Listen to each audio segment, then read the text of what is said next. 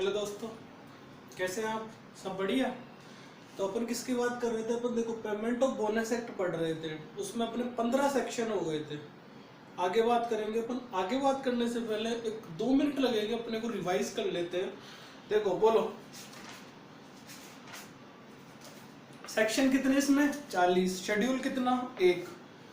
Section 1 में title extent application, title ओपा, extent whole of India.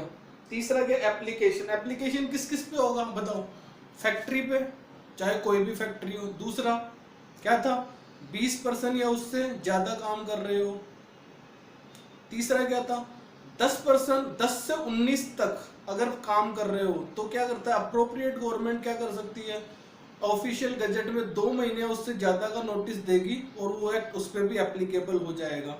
चौथी बात की थी अपने पब्लिक सेक्टर की। पब्लिक सेक्टर एस्टेब्लिशमेंट में क्या था कि अगर है ना जो वो गुड्स का प्रोडक्शन या मैन्युफैक्चर कर रही हो, सर्विस रेंडर कर रही हो और उससे होने वाली इनकम है ना ग्रोस इनकम की 20% या उससे कम हो तो ये पब्लिक सेक्टर एस्टेब्लिशमेंट में भी लगेगा। ये सेक्शन 20 है इस एक्ट का। 5वां, once applicable forever applicable, मतलब आपको समझा चुका हूँ। सेक्शन 2 की बात कर ले। सेक्शन 2 में शुरू करते हैं अपन सबसे पहले डेफिनेशंस की। किसकी पढ़ी थी? Accounting year. Accounting year corporation, companies, और तीसरा क्या था? Other than corporation of companies. Other than corporation और कंपनीज। कॉर्पोरेशन में क्या था? जिस दिन क्लोज और बैलेंस हो रहे हो क्या बुक्स ऑफ अकाउंट, वो क्या हो गया? Accounting year. कंपनी के रेस्पेक्ट में प्रॉफिट एंड लॉस अकाउंट का पीरियड। और अदर देन कंपनीज और उस कॉर्पोरेशन के रेस्पेक्ट में क्या था जो अपने को बचपन से अपन पढ़ते आ रहे हैं, क्या? 1 अप्रैल से 30 जून। लेकिन इसके पास ऑप्शन होता है क्या कि अगर वो क्लोज और बैलेंस कर रहा है अदर देन 30 मार्च के, जैसे उन्होंने बताया था मैंने 30 जून को उसने किया तो उसका अकाउंटिंग ईयर क्या होगा? 1 जुलाई से अगला 30 जून। नेक्स्ट बात की थी अलोकेबल सरप्लस। अवेलेबल सरप्लस का 67%। किस केस में? कंपनीज केस में। अदर केस में 60%। अवेलेबल सरप्लस भी आपको बता दिया था। अवार्ड क्या होता है? जो फाइनल ऑर्डर होता है सेड अथॉरिटी, ट्राइब्यूनल, आर्बिट्रेटर का, उसको अवार्ड बोलते हैं। बोनस, एम्प्लॉयर एम्प्लॉय को बोनस देता है। एम्प्लॉय किसे कहा गया है? जिसकी सैलरी और वेजेज 21,000 या उससे कम हो पर मंथ। और दूसरा क्या? अप्रेंटिस नहीं होना चाहिए। सैलरी वेजेज में क्या क्या इंक्लूड था? बोलो बेसिक, बोलो बेसिक, डीए, और तीसरा free food allowances. Basic, DA, free food allowances. क्या एचआरए था? क्या ग्रेजुएटी था? क्या प्रोविडेंट फंड था? नहीं था। केवल 3 ही उसमें एप्लीकेबल थे। सेक्शन 8 क्या था? एलिजिबिलिटी। क्या होना चाहिए? क्या फरवरी महीने में काम किया हो तो एलिजिबल होगा? नहीं। क्या कंडीशन थी कि 30 वर्किंग डेज या फिर उससे ज्यादा एक अकाउंटिंग ईयर में काम किया हुआ होना चाहिए। नेक्स्ट बात करें सेक्शन 3 एस्टेब्लिशमेंट की बात की थी अपन ने की थी बीयूडी। बीयूडी मतलब ब्रांचेज अंडरटेकिंग डिपार्टमेंट, जिनके क्या है? Same common profit and loss balance sheet है और लोकेशन का जिसके संदर्भ में इररिलेवेंट, लोकेशन से कोई मतलब नहीं है। अगर कॉमन है तो वो क्या है? सेम उसी स्टेब्लिशमेंट का पार्ट, और अगर सेपरेट बना रहे हो तो सेपरेट स्टेब्लिशमेंट का पार्ट है। डिस्क्वालिफिकेशन की बात की थी किसके लिए?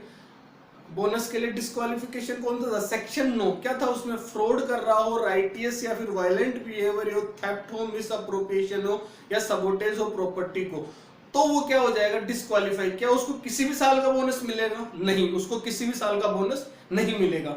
सेक्शन 10 की बात की थी अपन ने। मिनिमम बोनस कितना होता है? 8.33% या 100 रुपए और 60 रुपए। 100 रुपए किस केस में? 15 साल है उससे ज्यादा, और 15 साल से कम के केस में 60 रुपए। इन दोनों में से जो हायर होगा वो क्या होगा? मिनिमम बोनस उसको पेबल होगा। मैक्सिमम बोनस सेक्शन 11 कितना परसेंट? 20% सैलरी और वेजेज का। प्रोपोर्शनेट की बात की थी, जितने दिन उसने वर्किंग डेज काम किया उसके प्रोपोर्शनेट में उसको मिलेगा। एग्जांपल अपन ने पढ़ा था section 13। Section 14 working days. Working days में क्या बोला था अपन ने? Lay off, leave with salary, maternity leave, और चौथा क्या था? बोलो टेम्परेरी डिसेबलमेंट। किसके कारण? एक्सीडेंट के कारण। तो ये चारों क्या वर्किंग डेज काउंट होगी। सेक्शन 15 आपके सामने लिखा हुआ है। अलोकेबल सरप्लस में सेट ऑन और सेट ऑफ। सेट ऑन कब करते हैं? जब अलोकेबल सरप्लस मैक्सिमम बोनस से ज्यादा होता है। इस कंडीशन को एक्सेस कंडीशन बोलते हैं, और इसका 20% अपन क्या करते हैं? कैरी फॉरवर्ड करेंगे नेक्स्ट 4 अकाउंटिंग ईयर में। सेट ऑफ का मतलब क्या हो? कम करना है। अगर अलोकेबल सरप्लस मिनिमम बोनस से कम है तो उसको डेफिशिएंसी कहेंगे, और ये कैरी फॉरवर्ड करेंगे 4 अकाउंटिंग ईयर में। ठीक है। इसमें सेक्शन 40 शेड्यूल 4 ये अपनी इतनी बात हो गई थी, अब अपन आगे बढ़ते हैं, आगे शुरू करेंगे अभी अपन। लो देखो सेक्शन 16, सेक्शन 15 तो हो गया था, सेक्शन 16 में क्या है, स्पेशल प्रोविजन किसके रेस्पेक्ट में, न्यू एस्टेब्लिशमेंट, अभी अभी नई नई कंपनी बनी है उसके न्यू एस्टेब्लिशमेंट हुआ है तो उसके रेस्पेक्ट में। देखो सुनना, ध्यान से सुनना, ये क्या फर्स्ट 5 अकाउंटिंग ईयर, मतलब जो न्यू एस्टेब्लिशमेंट के बाद जो उसका पहला अकाउंटिंग ईयर शुरू हुआ है वो कब होगा वो भी हम बात कर लेंगे। तो जो अकाउंटिंग ईयर उसका पहला चालू हुआ है तो पहला, दूसरा, तीसरा, चौथा, पांचवा, जैसे 2014-15 से 14-15, 15-16, 16-17, 17-18, 18-19, तो 5 अकाउंटिंग ईयर में क्या होगा, बोनस कब पेएबल होगा, जब प्रॉफिट अर्न होगा। अगर एस्टेब्लिशमेंट को प्रॉफिट मिल रहा है तो ही क्या है उसको बोनस देना है। 2014-15 में उसको प्रॉफिट हुआ तो उसने भी क्या कर दिया, बोनस आपको दे दिया, राइट का निशान है। 15-16 में नहीं हुआ तो बोनस नहीं दिया। नेक्स्ट बात करें इसका ही छठे अकाउंटिंग ईयर की बात करें तो सेक्शन 15 पढ़ा था अभी अपन ने, सेट ऑफ और सेट ऑन। तो सेट ऑफ और सेट ऑन है ना, जो पांचवे और छठे का एक अकाउंटिंग ईयर तो इधर से लेंगे और एक इसका, इन दो का ही अपन क्या करेंगे, सेट ऑफ सेट ऑन करेंगे। 7वां अकाउंटिंग ईयर उसमें क्या करेंगे, 5वां, 6वां और 7वां, केवल 3 साल का क्या करेंगे, सेट ऑफ और सेट ऑन करेंगे, सेम बात है वो। और 8वें अकाउंटिंग ईयर से क्या है, जो सेक्शन 15 है सेट ऑफ और सेट ऑन, वो क्या है, जनरली अप्लाई हो जाएगा, जैसे एक्ट में है ना वैसे अप्लाई हो जाएगा। ये न्यू एस्टेब्लिशमेंट के लिए कंडीशन है। आगे इसी एक्ट में अपन 3 चीजों की बात करेंगे, देखो ध्यान रखना। अपन ने पढ़ा था BUD बड, ऐसे ही है, ये देखो ABCD LMNO, ABCD में आ रहे हैं, सीक्वेंस आ रहे हैं LMNO। तो L का क्या मतलब है, लोकेशन, मैनेजमेंट, नेम और ओनरशिप।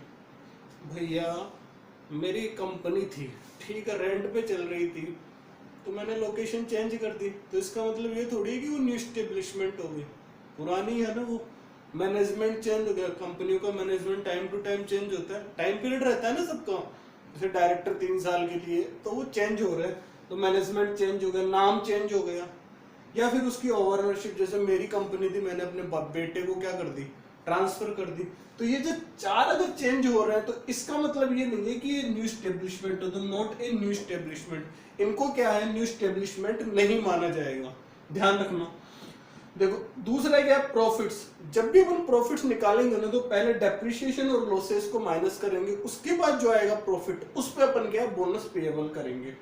तीसरी बात कर ले, न्यू एस्टेब्लिशमेंट का जो अकाउंटिंग ईयर है वो कहां से मानेंगे, जब उसने सेल शुरू किया, सर्विस शुरू की, जैसे मान लो उन्होंने 2012-13 में सेल और सर्विस शुरू की, तो अकाउंटिंग इन स्टार्ट होगा उसके नेक्स्ट ईयर से, 2013-14 उसका क्या है, फर्स्ट अकाउंटिंग ईयर होगा।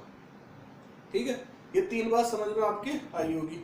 नेक्स्ट बात करेंगे अपन सेक्शन 17 और सेक्शन 18 की। लो सुनो, सेक्शन 17 सुनो और सेक्शन 18 सुनो, ये दोनों, इसमें क्या डिडक्शन की बात होगी। जैसे सेक्शन 9 क्या था अपना, डिस्क्वालिफिकेशन, मतलब उसको बोनस तो मिलेगा ही नहीं, इसमें डिडक्शन। देखो मान लो एम्प्लॉयर को बोनस पे करना था, पेएबल मतलब पे करना था, कितना, 20,000 रुपए, लेकिन उसने क्या किया कि जो एम्प्लॉय था उसने क्या किया कि एडवांस में पहले ही बोनस ले लिया। अब वो बोनस है ना, जो उस बोनस को इंटरिम बोनस कह सकते हैं या कस्टमरी बोनस, कस्टम होता है ना रीति रिवाज, तो उससे शब्द बना है कस्टमरी बोनस, या फिर उसको पूजा बोनस कह लो। तो ये तीनों बोनस में से है ना, ये तीनों एक ही हैं, इनके नाम अलग अलग है। तो ये क्या एडवांस पेड कर दिया एम्प्लॉयर ने, किसको, एम्प्लॉय को। तो अब जो भी बैलेंस होगा वही पेड करेगा एम्प्लॉय को, पेड टू एम्प्लॉय। तो 20,000 में से 10,000 उसने दे दिया, तो अब कितना पे करेगा, ओनली 10,000। तो सेक्शन 17 यही कहता है कि जो इंटरिम बोनस है जो उसको पहले से दे दिया गया है, तो वो एम्प्लॉयर का अधिकार है कि वो है ना जब बोनस पे करेगा तो उस साल में से उतना बोनस जो उसने एडवांस पे कर दिया वो काट लेगा। तो सीधी सी बात है, देखो इसमें कोई ज्यादा समझने वाली बात नहीं। सेक्शन 18 में मिसकंडक्ट, अगर मान लो एम्प्लॉय ने क्या कर दिया, कुछ मिसकंडक्ट कर दिया जिससे एम्प्लॉयर को क्या हो गया, फाइनेंशियल लॉस हो गया, तो एम्प्लॉयर के पास क्या अधिकार है कि वो रिकवर करेगा उस फाइनेंशियल लॉस को उस अकाउंटिंग ईयर में, जिस अकाउंटिंग ईयर में लॉस हुआ ना, उसी अकाउंटिंग ईयर के, दैट अकाउंटिंग ईयर के बोनस से, उसी अकाउंटिंग ईयर के बोनस से वो रिकवर करेगा। बोनस पेएबल था मान लो 20,000 रुपए और फाइनेंशियल लॉस हो गया उसको 5,000 रुपए का, तो ये 5,000 रुपए क्या करेगा वो, जैसे मान लो 15-16 था, 15-16 में क्या है उसको लॉस हुआ, तो वो 15-16 के बोनस से रिकवर करेगा, ना तो 14-15 कैसे करेगा, ना 16-17 कैसे करेगा। आई बात समझ में? ये हमेशा यहाँ पे भी ऐसा ही है, ठीक है। तो इसने क्या किया कि 5,000 रुपए तो अपने जो भी फाइनेंशियल लॉस हुआ उसको रिकवर कर लिया, बचे 15,000 रुपए वो क्या कर दिया, पेड कर दिया एम्प्लॉय को। लेकिन दूसरी कंडीशन देखो, इसको फाइनेंशियल लॉस कितने का हो गया, 25,000 रुपए का, लेकिन उसको बोनस कितना देने वाला था, 20,000 रुपए, तो 5,000 रुपए है ना वो रिकवर नहीं कर सकता। आई बात समझ में? यहाँ पे क्या है, फाइनेंशियल लॉस ज्यादा हो गया एम्प्लॉयर को और बोनस पेएबल कम है, तो यहाँ पे अगर बैलेंस कुछ बचा ही नहीं है तो कितना रिकवर होगा, मात्र 20,000 रुपए रिकवर होगा। 5,000 रुपए एम्प्लॉयर को अधिकार नहीं है कि वो एम्प्लॉय से रिकवर कर सके, ठीक है। सेक्शन 17-18 किससे रिलेटेड है, ध्यान रखना, डिडक्शन से, और सेक्शन 9 डिस्क्वालिफिकेशन से। लो आ जाओ, देखो सेक्शन 12 को देखो, उसको थोड़ा समझने की कोशिश करना, थोड़ा सा इसमें क्या कंफ्यूजन वाला सेक्शन है ये। बोनस का कैलकुलेशन कोई सर्टेन स्टेब्लिशमेंट है उनके लिए, एक्ट में क्या कहा गया है कि अगर किसी एम्प्लॉय की सैलरी और वेजेज एक्सीड है किससे, या तो 7,000 रुपए से ज्यादा है, या फिर मिनिमम सैलरी और वेजेज से जो अप्रोप्रिएट गवर्नमेंट ने डिसाइड कर रखा है ना वहाँ का, जैसे स्टेट वाइज होता है, तो मिनिमम सैलरी और वेजेस क्या है डिसाइड कर रखा है। इन दोनों से क्या, अगर सैलरी वेजेज एक्सीड है तो इन दोनों में से जो हायर होगा, इन दोनों में से जो हायर होगा वो बोनस कैलकुलेशन के लिए उतना अमाउंट लिया जाएगा, उस अमाउंट पे क्या है बोनस कैलकुलेट होगा, जो एक्चुअल है उस पे नहीं होगा। देखो एग्जांपल देखो, 7,000 रुपए तो इसमें दिया हुआ है और मिनिमम सैलरी वेजेज कितना है 8,000 रुपए, तो इसमें हायर कौन सा हुआ, 8,000 रुपए हायर हो गया। लेकिन इसका जो एक्चुअल सैलरी वेजेज है वो कितना है 9,000 रुपए, तो इसमें बोनस जो है ना वो 8,000 के आधार पे करेंगे। जैसे मिनिमम बोनस 8,000 का कितना 8.33% और मैक्सिमम बोनस 8,000 का 20%, ये है। दूसरी कंडीशन देखो, ये तो 7,000 रुपए है लेकिन मिनिमम सैलरी और वेजेस कितना है 6,000 रुपए है, तो हायर कौन सा हुआ 7,000 रुपए, और उसकी एक्चुअल सैलरी वेजेस कितनी है 8,000 रुपए, तो बोनस किस पे पेएबल होगा, बोनस पेएबल होगा 7,000 रुपए के। आएगा समझ में, आएगा? चलो दोबारा देखो, कोशिश करो देखो समझने की। बहुत सिंपल सी बात है कि जो 7,000 और मिनिमम सैलरी वेजेज है उसमें तो क्या लेंगे, हायर लेंगे, और जो हायर आएगा उसी पे बोनस पेएबल है। इसमें क्या है, एक्चुअल सैलरी और वेजेज से अपने को क्या है कोई मतलब नहीं है। आई बात समझ में? अगर एक्चुअली सैलरी वेजेज और कम हुई तो भी कोई दिक्कत नहीं, अपने को इसका ही हायर लेना है, इससे अपने को कोई मतलब नहीं रखना है। ये सीधी सी बात है, ये ध्यान रखो आप। चलो आगे बढ़ते हैं। देखो सेक्शन 19 में देख लो, टाइम लिमिट की बात की गई है कि कितने समय में क्या है बोनस पे कर देना चाहिए। तो देखो इसमें से 99% है क्वेश्चन आने के, तो ध्यान से सुन लेना। देखो बोनस पहली बात तो पेएबल होगा किसमें, कैश में। कैश का मतलब है मनी, करेंसी नोट नहीं है कि कैश है ना, क्यों पैसा पैसा करती है वो वाला कैश में नहीं, मनी में कर सकता। मनी में मतलब या तो चेक में करेगा या डिमांड ड्राफ्ट में। टाइम लिमिट की बात करो, अगर देखो डिस्प्यूट है ही नहीं, बात एकदम क्लियर है, डिस्प्यूट नहीं है, तो 8 महीने के अंदर कहाँ से लेंगे, close of accounting year. Accounting year खत्म हुआ, जैसे अपने खुद की बात कर ले, अपने को दिवाली बोनस मिलता है ना सेंट्रल गवर्नमेंट एम्प्लॉय को जो नॉन गैजेटेड है उनको, तो उनको कहाँ मिल जाता है, दिवाली तक मिल जाता है। तो दिवाली आती है अक्टूबर या नवंबर में, तो जो नवंबर का एंड आ रहा है 30 नवंबर, उससे पहले मिल जाता है ना, तो वो वाली बात है। ऐसा यही फंडा रहेगा अपना। देखो जो अप्लाई करो अपने पास में, अपने को मिल रहा है उससे अगर अपन को रिलेट करेंगे ना तो जल्दी और आसानी से याद हो जाता है और भूलते भी नहीं है। तो ये देख लो ये कितना है 8 महीने, एक क्वेश्चन ये बन गया। दूसरा, अगर एम्प्लॉयर और एम्प्लॉय के बीच क्या है डिस्प्यूट है, तो वो किसके पास जाएंगे, साइड अथॉरिटी, ट्राइब्यूनल या आर्बिट्रेट के पास। उन्होंने क्या किया, अवार्ड दिया, अवार्ड वही बात कर चुके हैं, फाइनल ऑर्डर दिया या फिर बाद में क्या है, दोनों ने क्या सेटलमेंट कर लिया, तो ये सेटलमेंट हुआ ना, और ये अवार्ड दिया, इसके 1 महीने के अंदर क्या करना पड़ेगा, एम्प्लॉयर को एम्प्लॉय को बोनस पे करना है। यहाँ पे देखो 1 महीना है, इसमें कोई एक्सटेंशन कुछ भी नहीं मिल सकता, इसमें 1 महीने में पे आपको करना ही पड़ेगा, मैंडेटरी है। ध्यान से सुन लो। नेक्स्ट बात कर लो, अगर एम्प्लॉयर को है ना लगता है कि वो इस साल नहीं पे कर पाएगा भाई बोनस, तो वो क्या कर सकता है, अप्रोप्रिएट गवर्नमेंट के पास अप्लाई कर सकता है एक्सटेंशन के लिए। और अप्रोप्रिएट गवर्नमेंट को अगर लगता है कि हाँ यार इस बार, उनको अगर लगता है कि हाँ नहीं ये सही बात कह रहा है, अगर उनको लगता है तो वो क्या कर सकते हैं, 2 साल तक का क्या कर सकते हैं, एक्सटेंशन दे सकते हैं। और 2 साल कहाँ से, जिस डेट से आपको बोनस पेएबल करना है। तो देखो 8 मंथ्स का टाइम तो रहता ही है, 16 मंथ का टाइम वो और दे सकता है। यही बात समझ में। अब सेक्शन 21 की बात करेंगे। सेक्शन 21 में क्या है, आ जाओ सेक्शन 21 पे आ जाओ। सेक्शन 21 क्या है, रिकवरी ऑफ बोनस।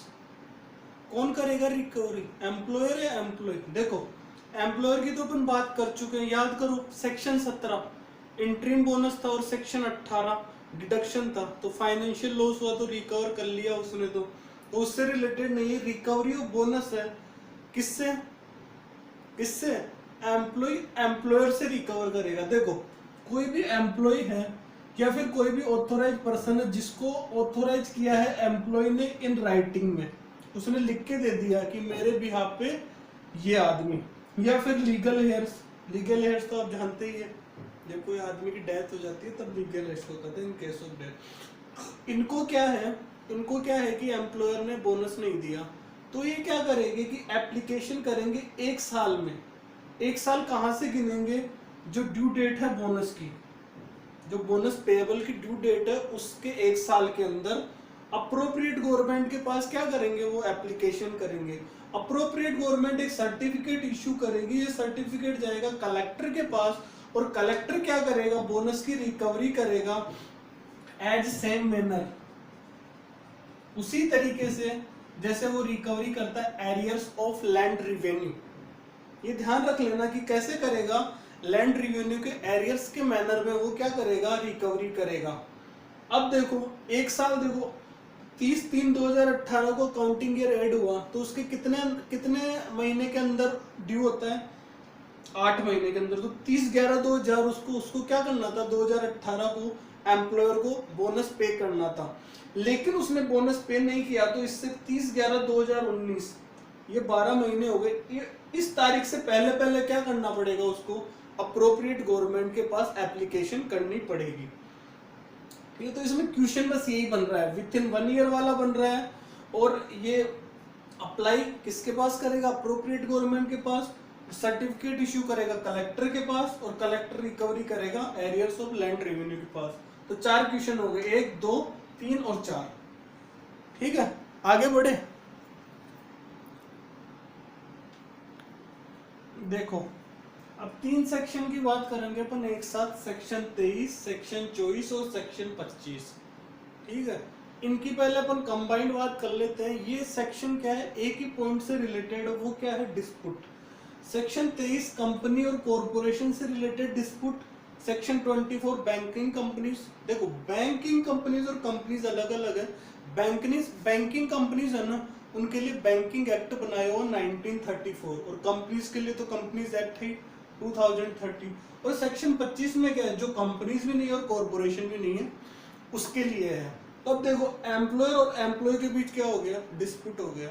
अब देखो लड़ाई किस बात पे होगी, अपन क्या पढ़ रहे हैं, बोनस पढ़ रहे हैं, तो इसी बात पे उन दोनों के बीच में क्या लड़ाई हो गई। तो लड़ाई हुई किसके लिए, या तो एक्ट की एप्लीकेबिलिटी के लिए।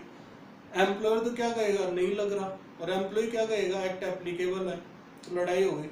एम्प्लॉयर मना क्यों करेगा, भाई उसको तो बोनस पे करना है, तो वो तो मना ही करेगा, उसका तो नुकसान हो रहा है, पैसा जा रहा है तो। और एम्प्लॉयर को बोनस लेना है तो वो कहेगा एप्ली। या फिर amount of bonus, employer come bonus देना चाह रहा है, एम्प्लॉय को लगता है मुझे ज्यादा बोनस मिलना चाहिए, तो एम्प्लॉय क्या करेगा, आर्बिट्री या ट्राइब्यूनल के पास जाएगा, जिसको अपन कहेंगे सैड अथॉरिटी। अब है ना जो अपन इनको अलग अलग पढ़ेंगे सेक्शन 23, 24, 25 को, उसमें है ना जो सैड अथॉरिटी क्या क्या डिसीजन ले सकती है उसके बारे में अपन पढ़ेंगे। ठीक है, तो शुरू करें सेक्शन 23। लो सेक्शन 23 की बात कर लो, किससे रिलेटेड था? कंपनी और कॉरपोरेशन से। देखो कंपनी है उसकी ऑडिट कौन करता है? जो कंपनीज एक्ट में क्या ड्यूली क्वालिफाइड जिसको ऑडिटर कहा गया, जो जनरली क्या होता है चार्टर्ड अकाउंटेंट होता है। और कॉरपोरेशन की ऑडिट कौन करता है? सीएजी। पढ़ते हैं ना अपन regulation of audit and account 2007 में कि जो सीएजी है ना वो कॉरपोरेशन के क्या सोल ऑडिटर है। इसमें तो देखो कंपनी में तो क्या सीए कर लेता है, सीए क्या होता है स्टैट्यूटरी ऑडिटर, और फिर क्या करते हैं अपन सीएजी वाले जाते हैं सप्लीमेंट्री ऑडिट करने। तो कंपनी में तो होता है, कॉर्पोरेशन का तो ऑडिट अपन ही करते हैं और कोई करता ही नहीं है। तो इनके है ना जो अकाउंट्स जान रहे हो, प्रॉफिट लॉस और बैलेंस शीट, ये क्या है सेड अथॉरिटी के पास गए, ये सेड अथॉरिटी के पास गए। अब इसमें क्या डिस्प्यूट था? डिस्प्यूट किस चीज के था? डिस्प्यूट था कि यार उसने प्रॉफिट कम दिखा दिया, उसने क्या है कंपनी और कॉर्पोरेशन ने क्या प्रॉफिट लॉस और बैलेंस शीट में क्या गड़बड़ी कर दी। गड़बड़ी करने से क्या उनका प्रॉफिट कम हो गया, या प्रॉफिट कम हो गया, प्रॉफिट कम हो गया तो क्या है बोनस भी कम मिलेगा, जाहिर सी बात है। तो सेड अथॉरिटी क्या कर सकती है? प्रिज्यूम कर सकती है। क्या प्रिज्यूम कर सकती है? प्रिज्यूम मतलब मान सकती है कि या तो ये अकाउंट एक्यूरेट है। अगर एक्यूरेट मान ली तो बात वहीं खत्म होगी भाई, जब उसने कह दिया एक्यूरेट है तो बात वहीं खत्म हो। लेकिन अगर उसको लगता है कि एक्यूरेट नहीं है तो वो क्या करेगी? स्टेप्स लेगी फाइंड आउट द एक्यूरेसी। उसकी एक्यूरेसी के लिए वो क्या स्टेप्स ले सकती है? किसी और ऑडिटर से ऑडिट करवा सकती है ना, तो ये स्टेप्स वो ले सकती है। ये तो हो गई पहली बात। दूसरी बात, ट्रेड यूनियन और एम्प्लॉय है, या तो ट्रेड यूनियन या फिर एम्प्लॉय, उसने एप्लीकेशन की सेड अथॉरिटी के पास किस चीज के लिए? उसने क्लैरिफिकेशन मांगा है। अपन आता है ना प्रॉफिट और बैलेंस शीट में, तो बैलेंस शीट में कुछ ऐसे आइटम्स थे जिनका उनको क्या पता नहीं लग पा रहा था, तो उसने क्या क्लैरिफिकेशन चाहिए था उनको, तो उन्होंने क्या सेड अथॉरिटी को कहा। और said authority clarification items of profit loss, said authority क्या करेगी? अगर उसको लगेगा कि हाँ यार ये जरूरी है तो वो क्या करेगी? वो एम्प्लॉयर को डायरेक्ट करेगी furnish the clarification to employ. वो एम्प्लॉयर को कहेगी कि भाई दे दो जो मांग रहे हैं वो। आगे बात समझ में? तो ये सेक्शन 23। सेक्शन 24 देख लो। सेक्शन 24 बैंकिंग कंपनी से रिलेटेड है। तो देखो बैंकिंग कंपनीज के जो ऑडिटेड अकाउंट्स है ना उनको क्वेश्चन नहीं किया जा सकता, मतलब वो ऑडिटेड अकाउंट्स क्या हमेशा सही माने जाते हैं। ये ध्यान रख लेना। ऐसा क्यों है भाई? ऐसा है कि ध्यान रखना अपने को, ऐसा है। तो देखो बैंकिंग कंपनीज के ड्यूली ऑडिटेड अकाउंट्स क्या है सेड अथॉरिटी के पास गए, तो सेड अथॉरिटी को क्या करना पड़ेगा? सेड अथॉरिटी को मानना पड़ेगा कि वो क्या है एक्यूरेट है। ये तो हो गई पहली बात। दूसरी बात करते हैं कि वो सेम वाली सेक्शन 23 में बात की ना अपन ने कि ट्रेड यूनियन एम्प्लॉय क्या कर सकते हैं? सेड अथॉरिटी को कहेगी, क्लैरिफिकेशन मांगेगी।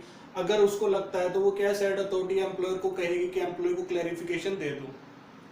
लेकिन इसमें भी एक कंडीशन है कि अगर मान लो कुछ आइटम्स ऐसे हैं उसमें जिनको क्या रखना है, जिनको कॉन्फिडेंशियल रखने की जरूरत है, तो उसके रिगार्डिंग क्या है उसको इंफॉर्मेशन देना जरूरी नहीं है। ठीक है। सेक्शन 23, सेक्शन 24, सेक्शन 25 की बात करते हैं। लो सेक्शन 25 की बात कर लेते हैं। करें? देखो सेक्शन 25 में क्या है कि जो कॉरपोरेशन नहीं है, जो कंपनी नहीं है, जो कंपनी नहीं है, जो कॉरपोरेशन नहीं है, एम्प्लॉयर क्या करेगा? या तो उसके अकाउंट्स क्या ऑडिटेड होंगे या फिर क्या होंगे? ऑडिटेड नहीं होंगे। दो ही कंडीशन हो सकती है, या तो ऑडिटेड होंगे या नहीं होंगे। तो देखो ऑडिटेड है तो सेड अथॉरिटी क्या कर सकती है? उसको प्रिज्यूम कर सकती है कि या तो वो एक्यूरेट है या नॉट एक्यूरेट है। तो जो सेक्शन 23 में अपन ने बात की थी ना, वही वाला प्रोसीजर फिर से स्टार्ट हो जाएगा। लेकिन अगर उसके अकाउंट्स ऑडिटेड नहीं है तो सेड अथॉरिटी क्या करेगी? डायरेक्ट करेगी एम्प्लॉयर को। एम्प्लॉयर को क्या करेगी कि आपको टाइम पीरियड देते हैं हम, जैसे मान लो आपको 3 महीने का टाइम दिया, 3 महीने के अंदर है ना, और मैं ये बता दिया ऑडिटर का नाम कि अग्रवाल एंड अग्रवाल एसोसिएट है ना, उससे वो ऑडिटर है, उससे आपको क्या करवानी है? ऑडिट करवानी है। तो उसने ये दोनों बता दिया एम्प्लॉयर को। एम्प्लॉयर या तो क्या करेगा? बात मान लेगा उसकी, मान ली तो वही वाली बात है, उसको प्रिज्यूम कर लेगा सेड अथॉरिटी एक्यूरेट है, एक्यूरेट होते हुए सेक्शन 23 अप्लाई। दूसरा क्या होगा? भाई नहीं मानी बात। कुछ लोग होते हैं ना नहीं मानते बात, बाद में भुगतना पड़ता है, कंप्लाई नहीं किया इसने, तो फिर क्या करेगी? सेड अथॉरिटी है ना ऑडिट करवा सकती है किसी भी ऑडिटर से, जो उसको ठीक लगे ना उससे करवाएगी वो। और जो इसके एक्सपेंसेस है ना वो कहाँ से रिकवर करेगी, अपने जेब से तो देगी नहीं, किससे रिकवर करेगी, एम्प्लॉयर से रिकवर करेगी। तो ये आपका सेक्शन 23 कंपनीज और कॉरपोरेशन, सेक्शन 24 बैंकिंग कंपनी और सेक्शन 25 अदर देन कॉरपोरेशन और कंपनीज, इसमें जैसे प्रोप्राइटरशिप फॉर्म इसकी बात चल रही है। ठीक है, चलो तो अभी बहुत 4-5 सेक्शन बचे हैं इसमें। ठीक है, तो अपन एक बार क्या करेंगे, चलो एंड में रिवाइज कर लेंगे अपन, अभी आगे बढ़ते हैं। लो सेक्शन 27 की बात कर लें। सेक्शन 27 में क्या है, इंस्पेक्टर की बात कही गई है। क्या अप्रोप्रिएट गवर्नमेंट एक इंस्पेक्टर को अपॉइंट करेगी, एक होंगे क्या वो, नहीं, एक या उससे ज्यादा, जो अप्रोप्रिएट गवर्नमेंट को ठीक लगे। क्यों करेगी, वो देखेगी कि कंप्लायंस एक्ट का जो कंप्लायंस है ना वो हो रहा है या नहीं हो रहा है। इंस्पेक्टर क्या है, पब्लिक सर्वेंट है। अब देखो इसके पास पावर क्या है, ये जो एम्प्लॉयर है ना उसके प्रेमाइसेस में एंट्री कर सकता है, एग्जामिनेशन कर सकता है, इन्वेस्टिगेशन कर सकता है, और जो इसके अकाउंट्स की है ना वो उसकी कॉपी ले सकता है, एक्सट्रैक्ट ले सकता है, उसमें है ना आइडेंटिफिकेशन मार्क कर सकता है। ये सब उसकी क्या है, पावर है। तो ये सेक्शन 27। आगे बात करें, आगे सेक्शन 28 की बात कर लेते हैं अपन। सेक्शन 28 में क्या है, सेक्शन 28 में पेनल्टी की बात कही गई है कि अगर है ना जो कोई इस एक्ट का कॉन्ट्रावेंशन करता है तो पेनल्टी। देखो अब देखो ऐसे ही तो याद होता है, यहाँ पे सेक्शन कौन सा 28 है, और अपना आरटीसी में कौन था, सेक्शन 46 था। अब इसमें पेनल्टी देखो क्या लगेगा, बताओ। उसमें तो क्या था, उसमें तो देखो फाइन था 500 रुपए का, और फिर करता है तो 20 रुपए पर डे। पढ़ा था ना अपन, ये 25 हो गया था, फिर मैंने आपको बताया था नहीं गलती से हो गया 20 हो गया। तो इसमें या तो क्या होगा, जेल की सजा होगी। देखो उसमें आरटीसी में नहीं थी जेल की सजा, या फिर क्या होगा, फाइन होगा, या फिर इसमें दोनों भी हो सकते हैं। इनको क्या कहते हैं, पढ़ाया था मैंने इलेक्ट्रिसिटी एक्ट में, ध्यान कर लो, इनको पढ़ाया था ना। तो अब ये देखो फाइन तो है ना जो 1000 रुपए का है, 1000 रुपए का फाइन लग सकता है, या फिर 6 मंथ तक की जेल हो सकती है, या फिर दोनों हो सकते हैं। कोई दिक्कत है क्या इसमें, दिक्कत है क्या, नहीं है ना। चलो आगे बढ़े, आगे सेक्शन 30 की बात कर लो।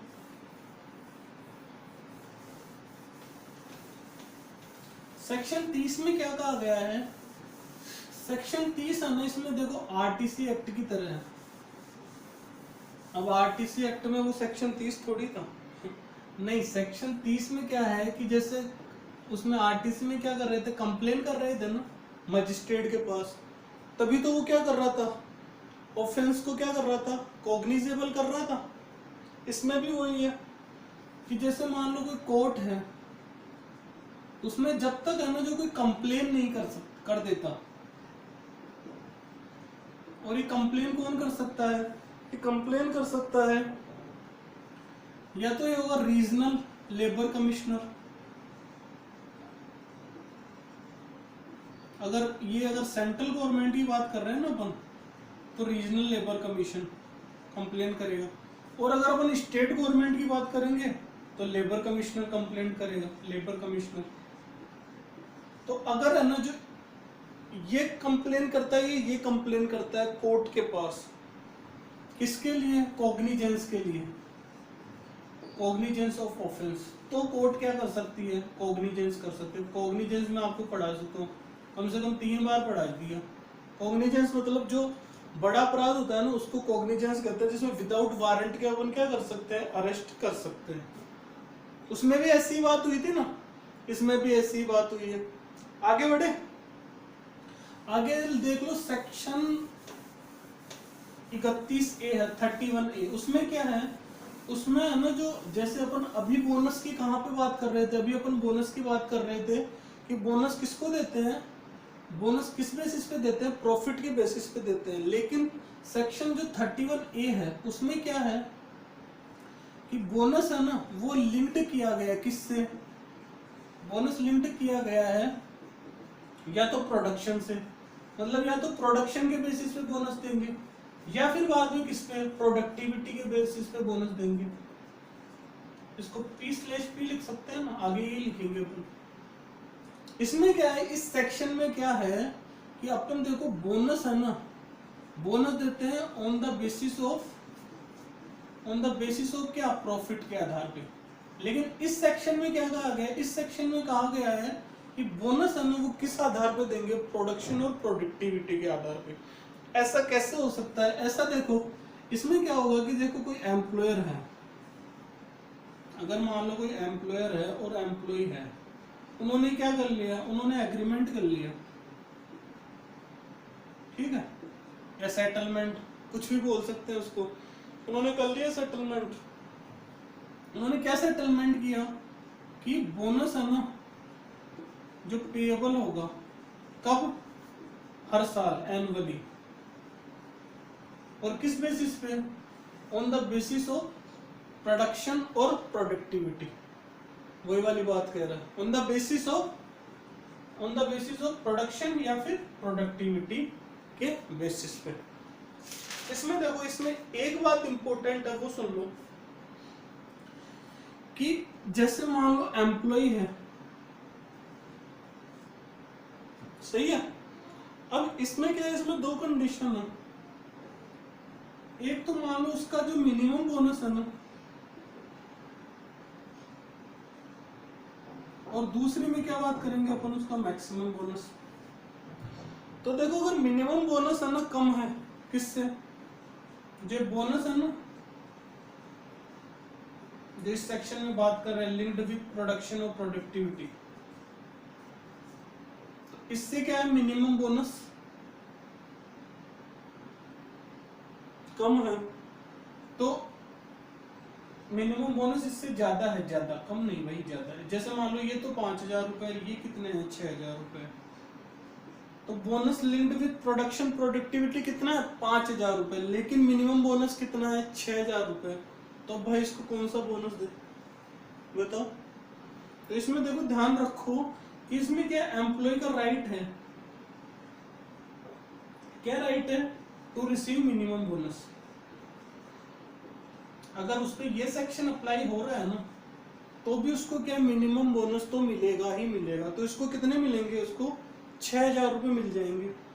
दूसरी बात देख लो, मान लो जो मैक्सिमम बोनस है ना, वो क्या है, मैक्सिमम बोनस क्या है, कम है, किससे, वही बोनस लिंक्ड विद प्रोडक्शन और प्रोडक्टिविटी। मैक्सिमम बोनस क्या है, उससे कम है। जैसे ये कितना है, ये तो 15,000 रुपए, और ये कितना है, 20,000 रुपए, ठीक है।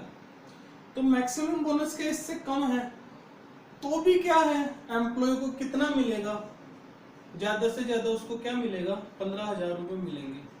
तो ये एक्ट कहना क्या चाह रहा है, ये जो एक्ट का जो सेक्शन है ना 31 है, ये यही साफ साफ कहना चाह रहा है कि मिनिमम बोनस क्या है, एम्प्लॉय का राइट है, और मैक्सिमम बोनस भी क्या है, राइट है। तो मिनिमम बोनस तो उसको मिलना ही मिलना है, और जब ये ज्यादा हो तो फिर बाद में उसको क्या, ज्यादा से ज्यादा तो उसको क्या मिलेगा, मैक्सिमम बोनस, और कम से कम क्या मिलेगा उसको, मिनिमम बोनस। चलो ये सेक्शन 31 है। चलो अब अपन है ना जो लास्ट दो सेक्शन अपने बच्चे हैं वो पढ़ लेते हैं।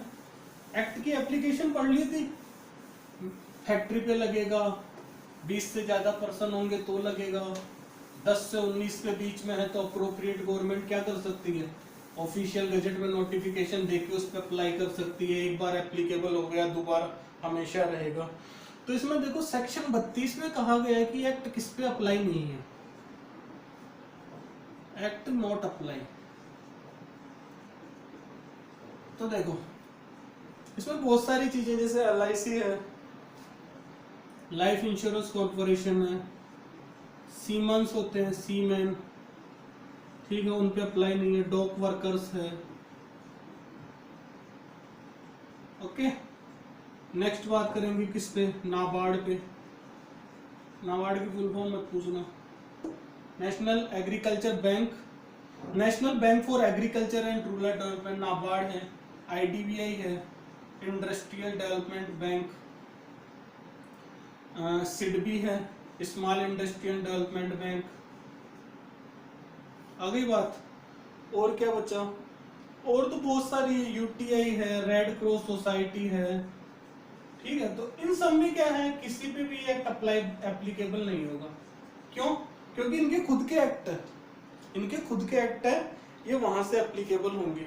या फिर अपन कह सकते हैं जैसे कोई सेंट्रल गवर्नमेंट या स्टेट गवर्नमेंट एस्टेब्लिशमेंट है, तो उन पे भी क्या है, ये बोनस एक्ट अप्लाई नहीं होता है। तो ये हो गया सेक्शन 32। अब एक अपना लास्ट सेक्शन है सेक्शन 38। सेक्शन 38 में तो वही वाली बात है, रूल्स कौन बनाएगा भाई, कौन बनाएगा, सेंट्रल गवर्नमेंट बनाएगी, और किसमें, ऑफिशियल गजट में नोटिफिकेशन देके। चलो, तो ये आज अपना कौन सा एक्ट खत्म हो गया, चौथा एक्ट खत्म हो गया जिसको अपन पेमेंट ऑफ बोनस एक्ट कहते हैं, ठीक है। देखो बहुत आसान शब्दों में और लगभग सारी चीजें कवर करते हुए मैंने आपको पढ़ा दी। आप नोट्स बनाओ, नोट्स को एक बार पढ़ो, एक बार पढ़ने में आपको आधा घंटा, अगर आपने सब कुछ समझ लिया ना, एक बार पढ़ने में आधा घंटा लगेगा ना, तो दूसरी बार में मैं गारंटी देता हूँ 15 मिनट से ज्यादा नहीं लगेंगे, ठीक है। अब अपन आगे, इसके आगे अपन ईपीएफ एक्ट की बात करेंगे, एम्प्लॉय प्रोविडेंट फंड एक्ट। और उसकी क्यों बात करेंगे, देखो इंपॉर्टेंट इसलिए है क्योंकि पेमेंट ऑफ बोनस एक्ट और ईपीएफ एक्ट है ना, वो दोनों के मिले जुले एक्ट है। अपन क्या कंपैरिजन करते हुए चलेंगे ना, तो दोनों एक्ट आसानी से याद हो जाएंगे। चलिए, तो ये अपने 4 एक्ट हो गए। अब चलो आप पढ़ाई करो इसकी, अच्छे से तैयारी करो, रट डालो इनको, एग्जाम में कोई भी क्वेश्चन आए तो छूटना नहीं चाहिए। तो फिर मिलेंगे अपन नेक्स्ट वीडियो के साथ। हाँ चलिए, ओके, टाटा बाय बाय। चलिए, थैंक यू वेरी मच।